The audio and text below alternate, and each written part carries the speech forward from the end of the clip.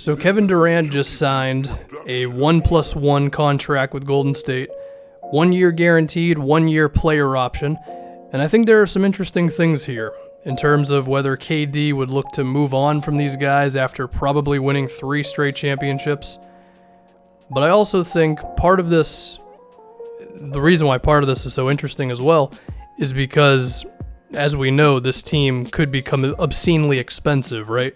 With Klay Thompson, who is set to now be a free agent at the same time as Durant if Durant declines the player option. And then Draymond Green would be up for a new contract the year after.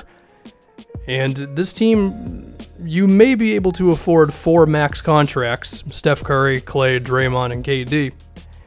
But you could also be in a situation where you're just paying the luxury tax and the repeater tax, and the amount of money that it'll cost to keep these 4 guys on the same team might just be too much, right?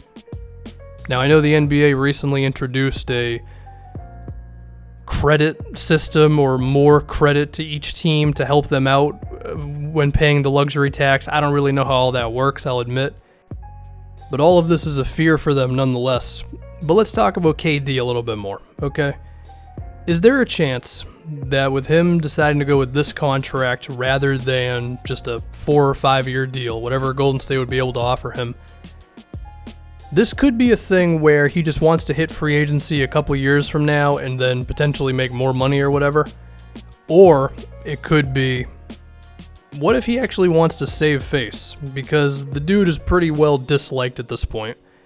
And it's safe to say that it gets to him, given his burner accounts and how defensive he gets the moment that you don't praise the guy. Just go listen to any of his Bill Simmons podcasts.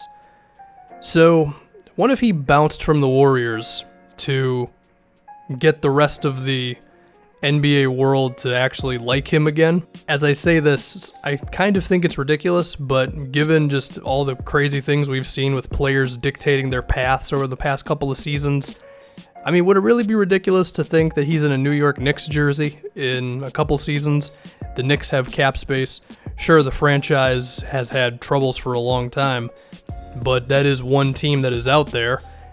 And maybe it wouldn't even be them, but just for the sake of this video, we're just going to keep him in a Knicks jersey. What would that do for Durant's perception around the league, right? Being a guy who could be the undoubtable best player on a team. I mean, he already is the best player on the Warriors, but I mean, Steph Curry very well may be the 3rd best player in the league.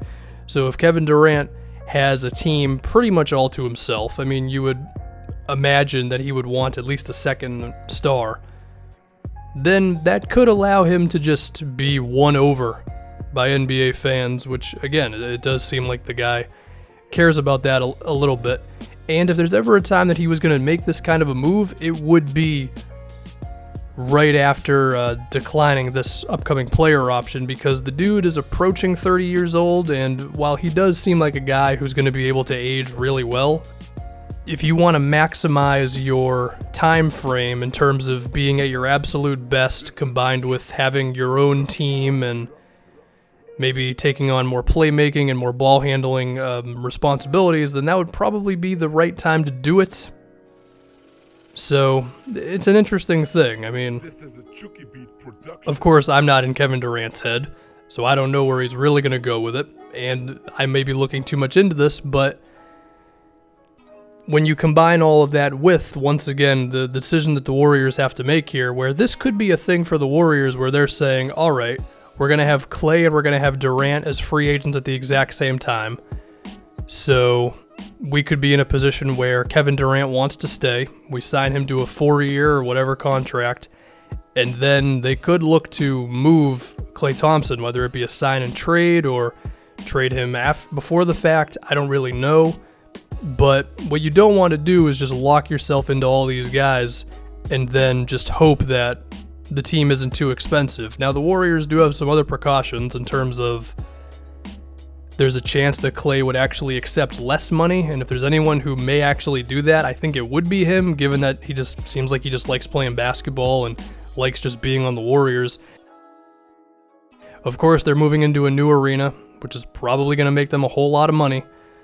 And with all the winning they're doing, then that doesn't hurt either. So There's some reason to believe they can afford all these guys, but still, I mean, between Klay and Draymond, if you got to pick one of those two, assuming that Draymond doesn't decline athletically, which I do think there's a little bit of a fear with, but I think you take it, then, there's a chance that Klay is maybe not on the team just to afford all these guys. I mean, in a perfect world, you have all of them, but money is, of course, a thing here. So, a combination of a few things, really. Maybe Kevin Durant is willing to do his own thing after winning again with the Warriors. Team may get too expensive. Player option is very interesting.